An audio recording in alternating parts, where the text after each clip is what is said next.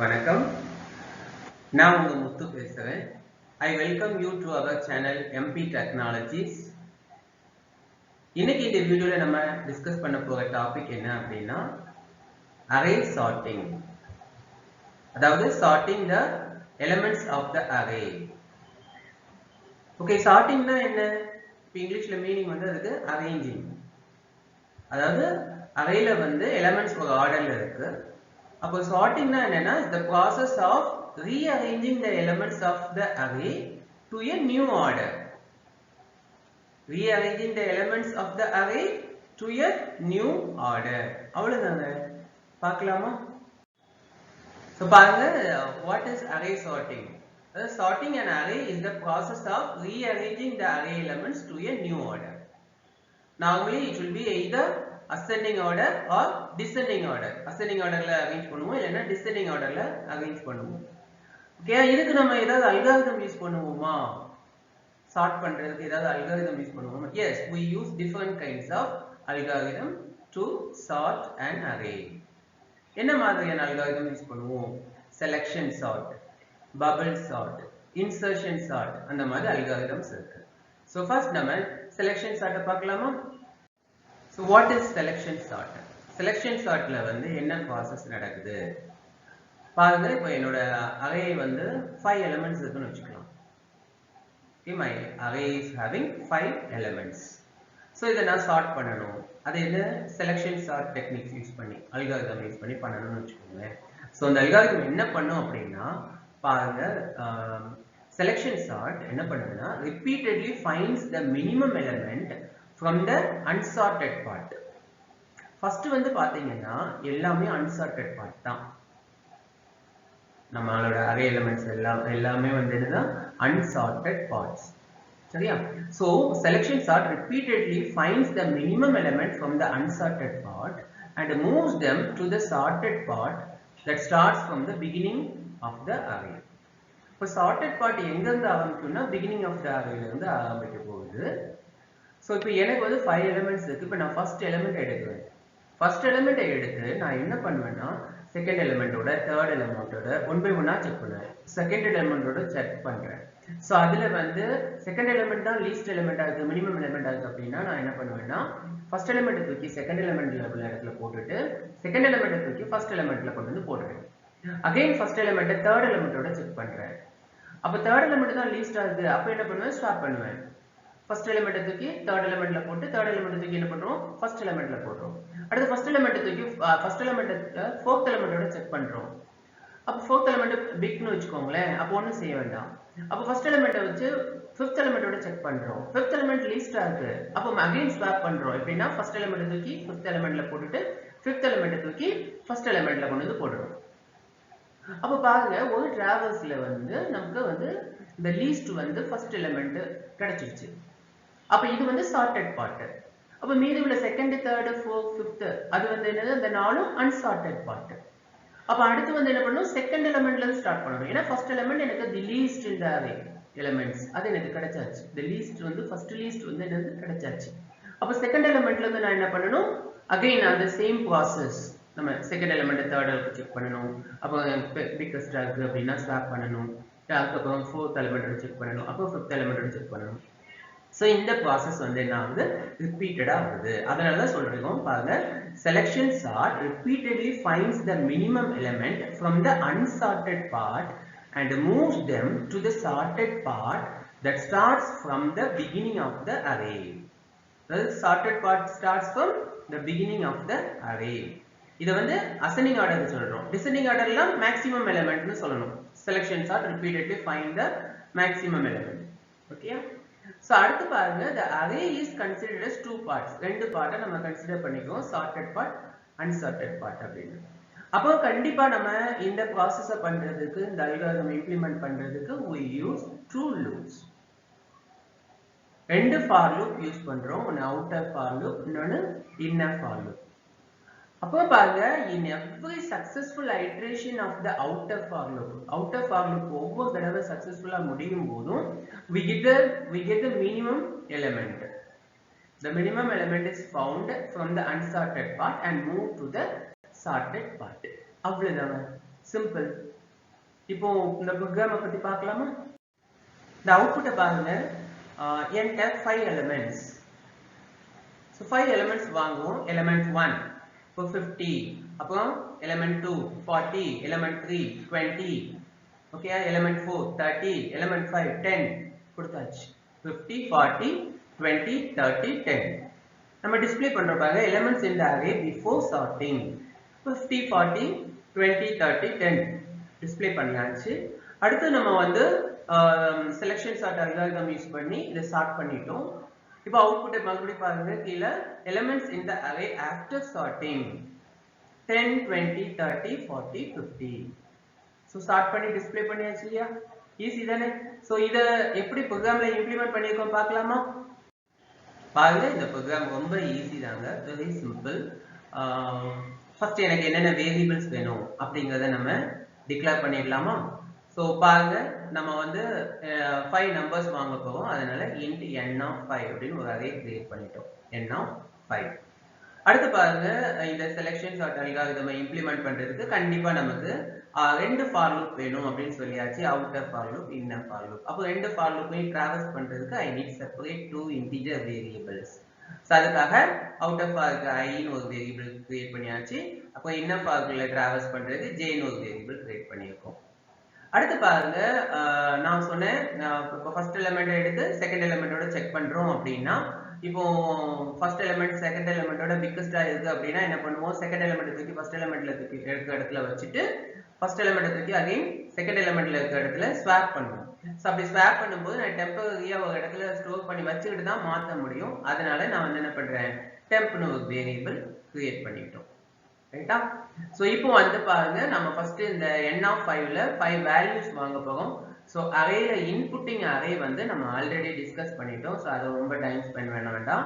So 5 value வாங்கியாச்சு இந்த for loop use பண்ணி. அதே மாதிரி எலிமெண்ட்ஸ் இந்த அரே பிஃபோர் சார்ட்டிங் இந்த வாங்கிட்டோம் பாருங்க. nல வாங்கியாச்சு 50 40 20 30 10 அப்படின்னு வேல்யூஸ் வாங்கியாச்சு. அவுட்புட்டிங் இந்த அரேவும் நம்ம ஆல்ரெடி டிஸ்கஸ் பண்ணிருக்கோம். ஃபார் லூப் யூஸ் பண்ணி சிம்பிளா டிஸ்ப்ளே பண்ண போறோம். இந்த பாருங்க டிஸ்ப்ளே பண்ணிருக்கோம் எலிமெண்ட்ஸ் இந்த array before sorting. for I is equal to 0, I is less than 5, I plus plus printf percentage d கொடுத்து கமா n of I னா என்ன பண்ண போகுது? அது டிஸ்ப்ளே ஆக போகுது. அவ்வளவுதான், முடிஞ்சிருச்சு. சோ இங்க வந்து என்னன்னா இதுதான் சார்ட் பண்றோம். இந்த பிளேஸ்ல தான் நம்ம என்ன பண்றோம்னா சார்ட்டிங் பண்றோம். சோ இது வந்து என்னன்னா அவுட்டர் ஃபார் லூப். பாருங்க, இது வந்து அவுட்டர் ஃபார் லூப்.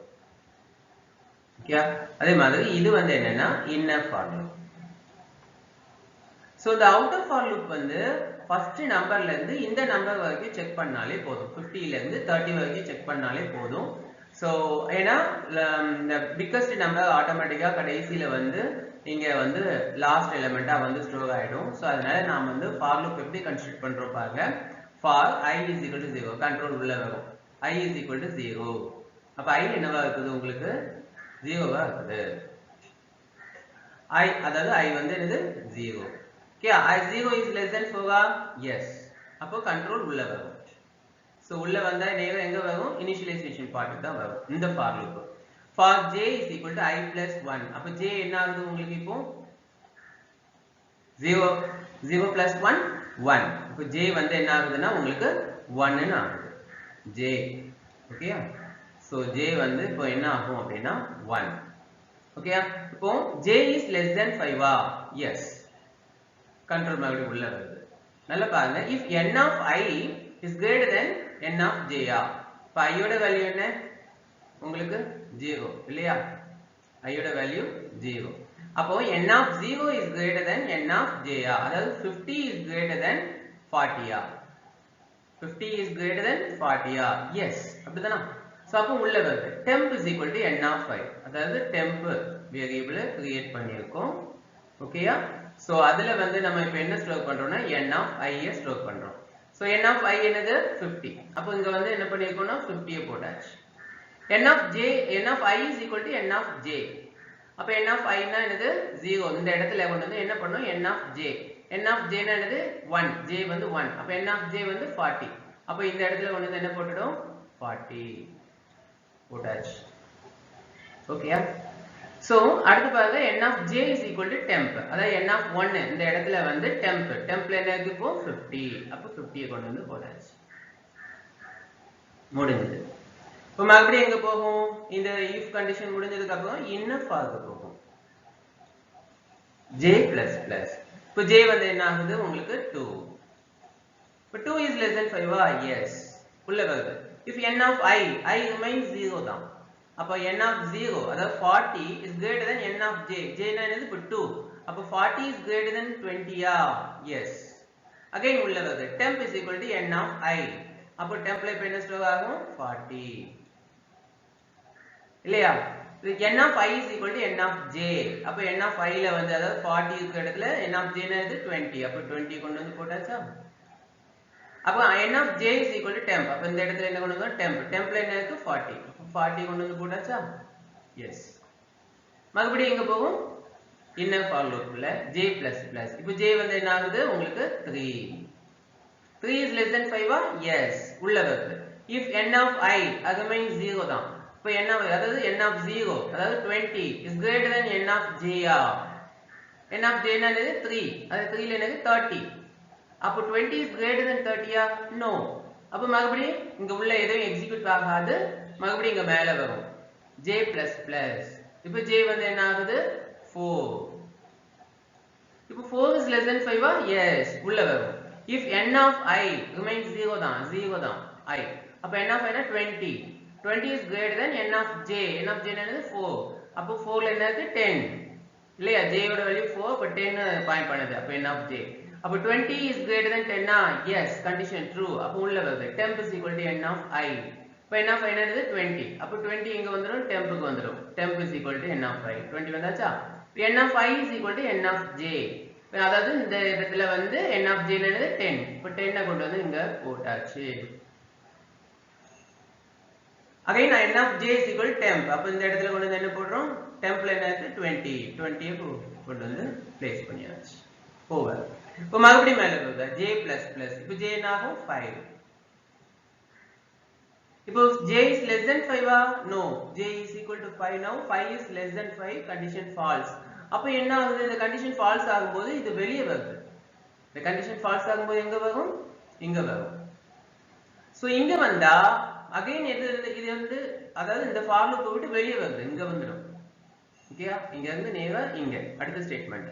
சோ இங்க இருந்து எங்க போகும்னா மறுபடி அவுட் ஆஃப் ஃபார் லூப்புக்கு. இங்க வந்தாச்சா? i++. i வந்து என்ன ஆகுது உங்களுக்கு? 1. I 1. 1 is less than 4 ஆ?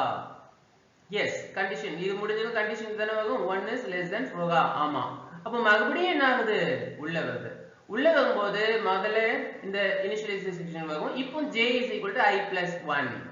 அப்போ j ஓட வேல்யூ டோட்டலா மாத்திடுறோம். i+1 னா i ல என்ன இருக்கு இப்போ? 1. அப்போ j is equal to i+1 னா i வந்து 5 இல்ல. இப்போ i+1 னா என்ன ஆகுது? 2. இப்போ j ஓட வேல்யூ ஃபர்ஸ்டா 2 னு ஆயிடுது. இப்போ 2 is less than 5 ah? j is less than 5 ஆ? அதாவது 2 is less than 5 ah? Yes. உள்ள வருது. உங்களுக்கு புரியுதா? இப்போ 2 ல இருந்து ஆரம்பிக்கும். 3 4 5 இதோட செக் பண்ண போறோம். இப்போ 2 is less than sorry. Yes. 2 is less than 5 ah? Yes. உள்ள வருது. பாருங்க இப்போ n of I is greater than n of j ah? n of I வந்து என்னது? 1. n of 1. I ஓட வேல்யூ 1. அப்போ n of I னா அது 50. 50 is greater than n of j ah? j வந்து என்னது? 2. இப்போ 50 is greater than 40 ah? Yes. அப்போ உள்ள வருது. Temp is equal to n of I. அப்போ tempல என்ன ஸ்டோர் ஆகும்? 50. n of I is equal to n of j. அப்போ 40 இங்க கொண்டு போறேன். 50 போயாச்சு. n of j is equal to temp. 50 எங்க கொண்டு வந்துட்டோம்? இங்க கொண்டு வந்துட்டோம். கொண்டு வந்துட்டோமா? Yes. அவ்வளவுதான். மறுபடியும் மேல போகுது j++. அப்போ j வந்து இப்போ என்ன ஆகும்? 3. Again j is less than 5 ah? Yes. உள்ள வரும். n of I is greater than n of j ஆ? அதாவது n of I னா 1. இந்த 40 is greater than 30 ah? Yes. Again உள்ள வருது. Temp is equal to n of I.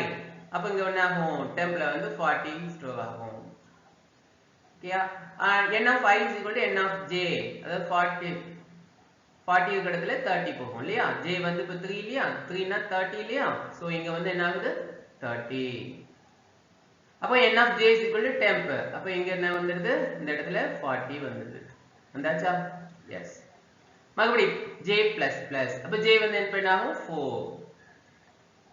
இப்போ 4 is less than 5 condition பார்த்தது. S, உள்ள வருது. if n of I அதாவது n of 1 n of 1 என்ன n of 1 என்னது 30. 30 is greater than 20 அதாவது 4 இல்லையா? n of j னா 4 இல்லையா? அப்ப 30 is greater than 20 எஸ், உள்ள வருது. temp is equal to n of I. அப்ப tempல வந்து இந்த n of I என்னது 30. 30 கொண்டு வந்து போட்டாச்சு. S. and n of I is equal to n of j. அப்போ n of j னா இப்ப என்னது 20. 20 எங்க போயிடுது? இங்க வந்துருது.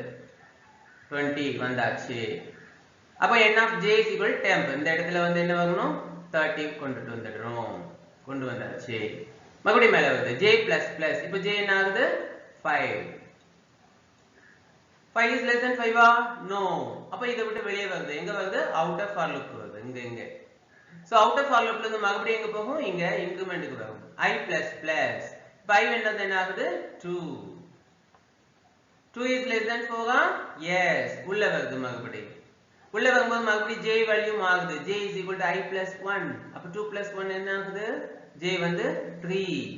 j first 3 ஆகுது. இப்ப 3 is less than 5 yes. இப்ப 50 ஓட 40 இந்த 30 கம்பேர் பண்ண போறோம். அவ்வளவுதாங்க, சிம்பிள். இப்ப 3 is less than 5 yes, உள்ள வருது. n of I அதாவது n of I னா 2. I ஓட 2. அப்ப n of I னா யாரு? 50 is greater than n of j 50 is greater than 40 yes. அப்ப உள்ள வருது. temp is equal to n of I. அப்ப tempல இப்ப என்ன போடுறோம்? 50. n of I is equal to n of j. அப்போ 40 இங்க வந்துருது. அடுத்து n of j is equal to temp. tempல என்ன இருக்கு? 50 இருக்கு. இந்த இடத்துக்கு என்ன வந்துருது? 50. மறுபடியும் மேல போகுது j plus plus. அப்ப j இப்ப என்ன ஆகுது? 4. 4 is less than 5 yes, உள்ள வருது. if n of I is greater than n of j அதாவது 2 n of I னா யாரு? 40. 40 is greater than 30 yes. அப்ப உள்ள வருது. temp is equal to n of I. அப்ப 40 வந்து எங்க வந்துருது? tempல வந்து 40. n of I is equal to n of j. அப்ப 40 இருக்கிறதுக்கு என்ன வந்துருது? 30. n of j is equal to temp. அப்ப இங்க என்ன வந்துருது? tempல என்ன இருக்கு? 40. அப்ப 40 இங்க வந்தாச்சு இல்லையா? மறுபடியும் மேல போகும் j plus plus. இப்போ j வந்து 4 ல இருந்து என்ன ஆகுது? 5. அப்ப 5 is less than 5 no. அப்ப இந்த ஃபார் வெளியே வருது. வெளியே வந்தா அவுட் ஆஃப் ஃபார் லூப் ஓட இனிஷியலைசேஷன் வருது. I plus plus இங்க வந்துட்டு.